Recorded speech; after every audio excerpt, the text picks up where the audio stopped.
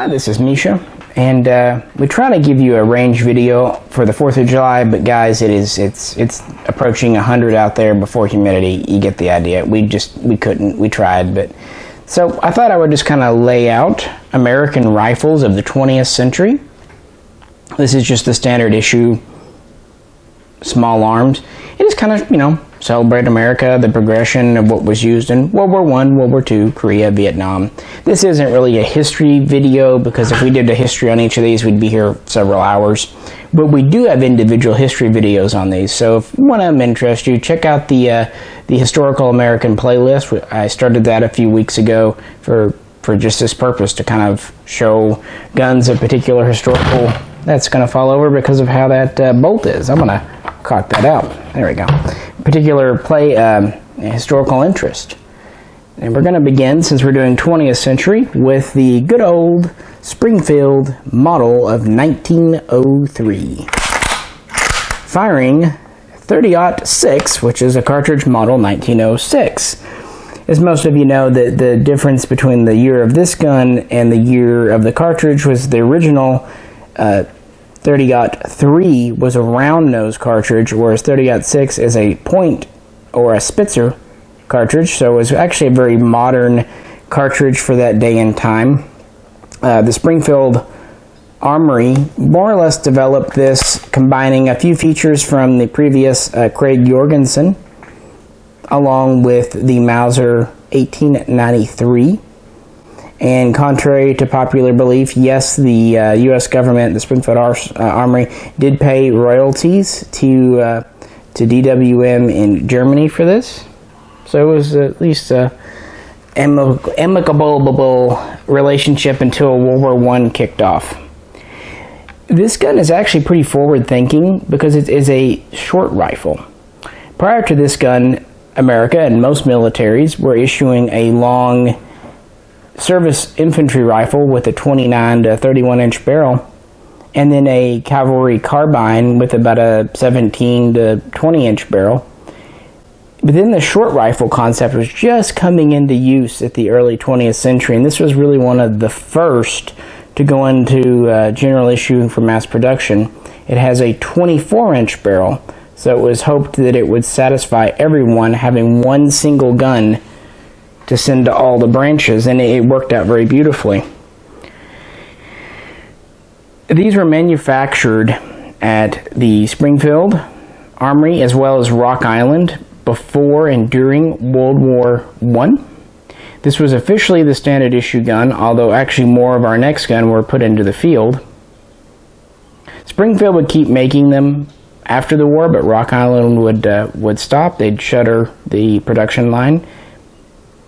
This would stay in standard issue until the M1 Garand came along, but then since there were not enough Grands, the old Rock Island production line would be transferred to Remington, who would make original 1903s in 1941 and 1942 before switching over to the simplified and somewhat improved A3. And that's pretty much where this ends. They would make about 1,295,000, so call it 1.3 million, just a few less of the actual original 03 pattern. And these would remain in service through World War II, although of course more and more being relegated to second line use. It's a pretty interesting, well done gun. We've got a full length handguard. We have a hooded front sight. This is removable. Typical bayonet lug with stacking swivel. There's no cleaning rod under the barrel. Instead, the cleaning kit was stored kind of British style in the butt stock. We have a very finely adjustable rear sight. We have windage and elevation adjustments. It's a flip up sight. It's a notch style. Great for target shooting, but not really for battlefield use. But it is a Mauser derived gun, so it was very dependable even in the trenches of World War I. Holds 5 rounds in an integrated double stack mag. It does have a feed cutoff. That's kind of one of the earlier features from the Craig. And we have a cocking piece that's exposed that allows you to recock it, so that's kind of nice. But yeah, this was really America's first gun of the 20th century, and it was actually a pretty modern, forward-thinking gun, and as a result, it stayed in service for about 50 years, all told. But next up is the gun that did not want to stay. There was a time when these were not all that famous or even desirable, but thankfully in more recent years, they've become of interest to collectors. This is the U.S. model of 1917, often called the U.S. Enfield. It too is chambered for .30-06. Prior to World War I, Remington, Winchester, and Eddystone, which was a subdivision of Remington set up just to make these, were producing the P14 in .303 for the British. Well, that contract was fulfilled. The tooling, the production lines were all there, and so when the U.S. started World War I, got involved, they realized they didn't have enough Springfields and couldn't make enough fast enough, so they introduced this, which is basically just a British P14 rechambered for .30-06, and it was a damn good rifle. This too is derived from the Mauser system. Actually, this is derived from the 98 pattern, so a little more advanced. Has, as you see, a nice turn-down bolt. Has an Enfield style safety here, which I prefer, honestly, over the 03 style. It holds 6 cartridges in the box mag. This was because originally it held 5 in .303, but that was a rimmed round. So when they went to .30-06, they were able to get an extra round in there because it was a rimless cartridge. It is a little longer and heavier than the 03. We've got a 26-inch barrel. The stock's a little thicker. This is kind of a double-edged sword. Yeah, it had more weight, but it was also very durable. It too uses a bayonet knife style here. Has the forward stacking swivel, protected front sight, open top. The rear sight was actually very, very good. It's mounted further back, giving a longer sight radius, and more importantly, it's a peep aperture, not a notch. You can flip it up to adjust, but it's really only adjustable for elevation, at least on the go. This was not as good of a target sight as the 03, but it was a much better battle sight. This also has a ribbed trigger for your pleasure, and it has a semi-pistol grip stock derived from the Enfield. And it's always been kind of one of my favorites. Because of the extra weight, these are a lot of fun to shoot. Between 1917 and 1918, the 3 factories turned out about 2,200,000. So there were more of these, significantly more of these, in World War I in American hands than the 03. And it did very well, being both accurate and durable and reliable. But it wasn't an American design, really. It was a little heavier and longer. Therefore, right after the war, manufacturing was canceled, and quickly the U.S. military declared these obsolete. Many were refurbished and either put into storage or just given away to U.S. allies. So it really wasn't respected much after the war. It didn't really get its due, which is unfortunate. So by the time of World War II, these are more or less all out of American service with very few exceptions. American allies, such as Britain and France, did use some, but even there, they were mostly relegated to second line or kind of paramilitary forces. This is the gun here that really needs little to no introduction, but I'll do it anyway. The U.S. M1 Garand, as it's called, although it's just the M1 rifle.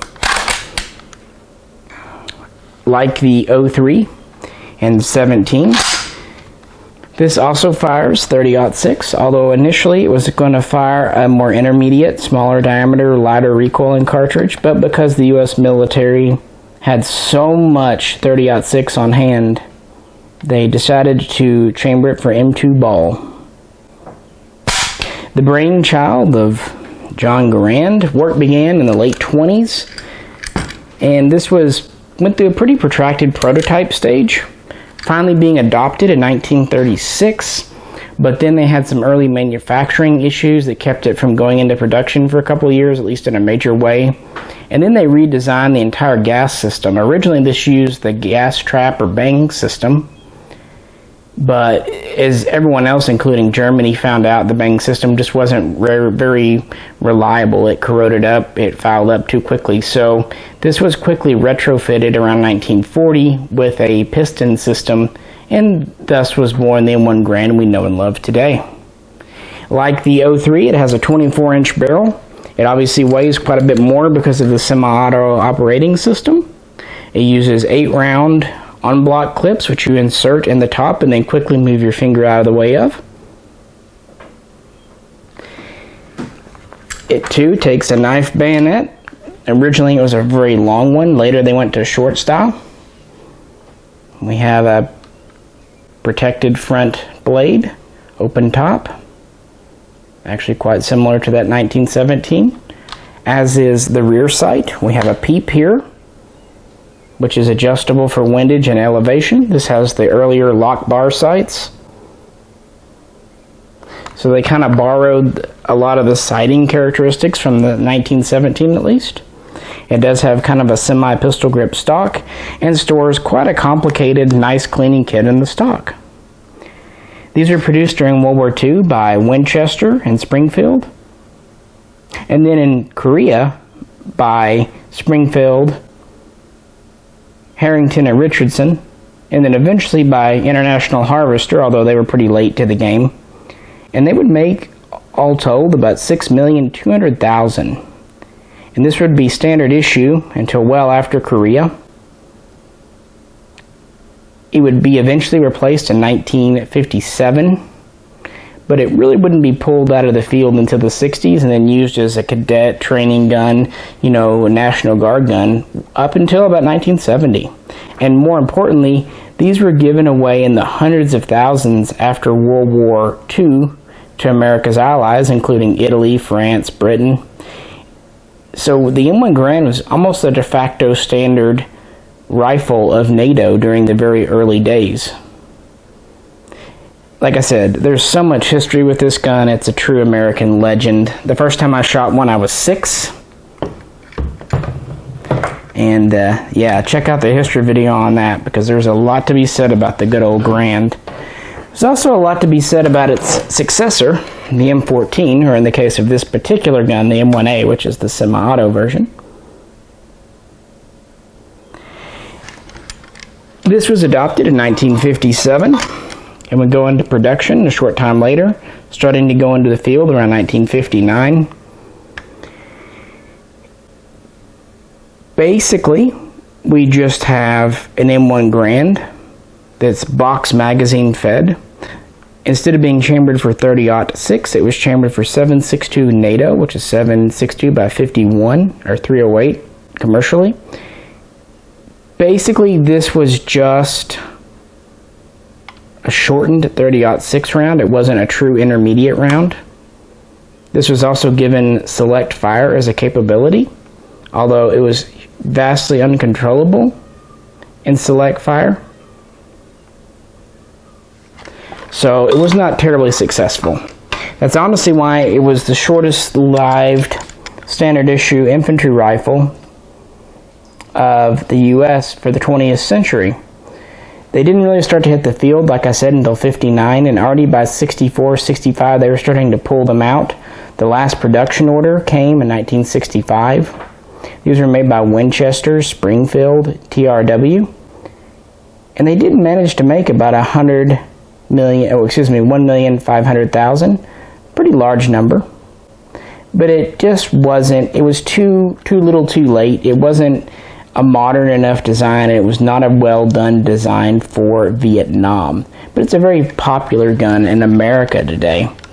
So for more on that, check out our videos. We compare it to something like the BM59. We also look at the squad automatic version, which is honestly a better gun. And then we have this critter here, the Colt M16A1. This was the kind of final adoption version. The original M16 first started to see some military interest in 1961, some field testing. A few revisions and changes were made. Specifically, you had the forward assist added.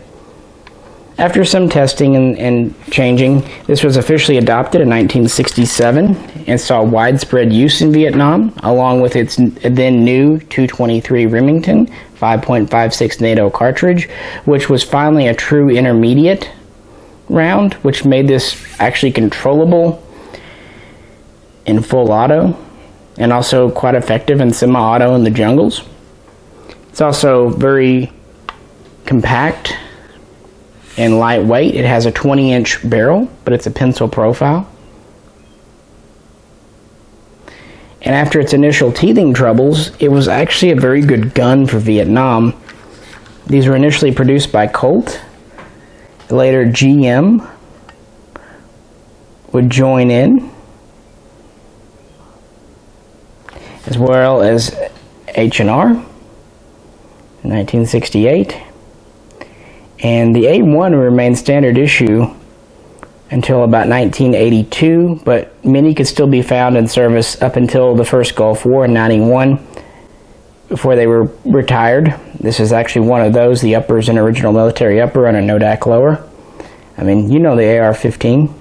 And if you're interested in more of the history, check out our retro videos. It's just kind of interesting. We went from kind of a conservative leap forward with the M14 to a very radical leap forward with the AR-15, M16, and obviously since this gun was pretty much taken right off the prototype stage and put right into the field, it's really no wonder that it had a few early teething problems.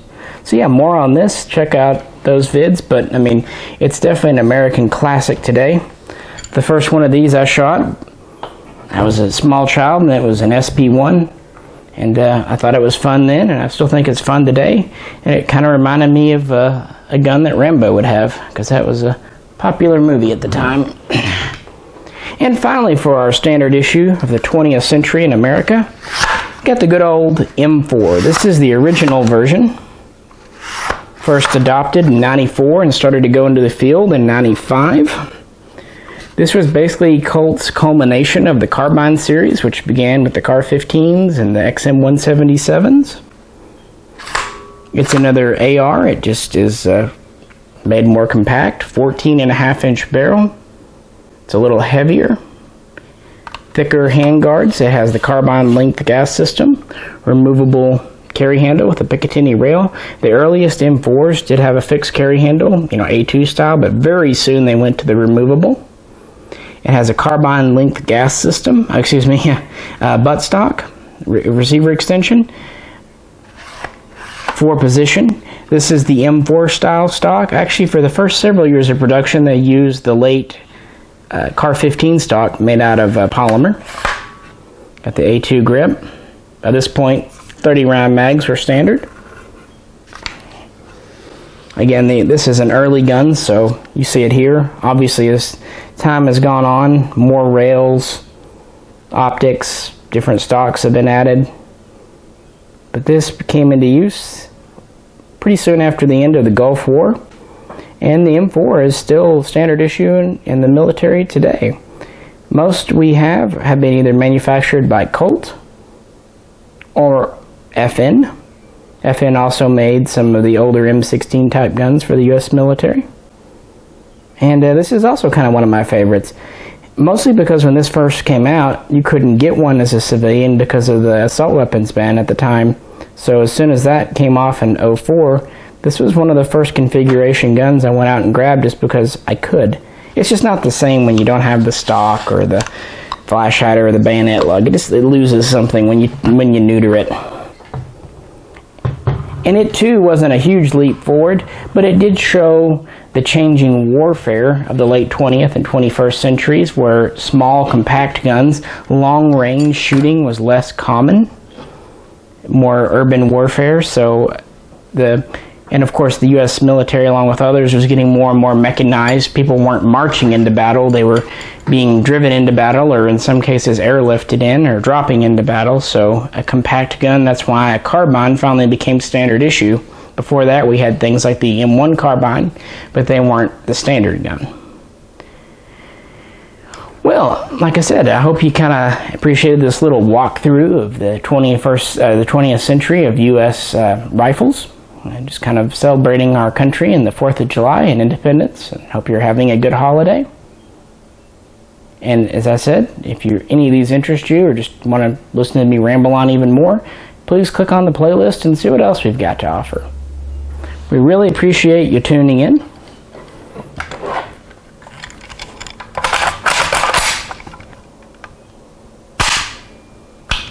And please do so again very soon. Also, if you'd like to help support the channel, click on the link and check out our Patreon page. This is Misha, and we'll catch you next time.